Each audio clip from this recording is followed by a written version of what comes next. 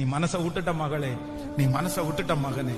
ஆண்டவரே, இதுவரைக்கும் என்ன காத்திருக்க பண்ணினீரே, இதுவரைக்கும் எனக்கு நடக்கலையே. யாராருக்கெல்லாமோ நடந்துச்சு, உங்களை சுத்தி இருக்கிறவங்களுக்கு நடந்துச்சு, உங்க சொந்தக்காரங்களுக்கு நடந்துச்சு, நீங்க ஜெபிக்கிறவங்களுக்கே நடந்துச்சு, நீங்க சொன்னவங்களுக்கு நடந்துச்சு, உலகத்தானுக்கு நடந்துச்சு. ஆனா எனக்கு என்ன பதில் சொல்லுவேன்? நான் எப்படி அந்த சொந்தக்காரங்களுக்கு முன்னாடி நான் நிப்பேன்?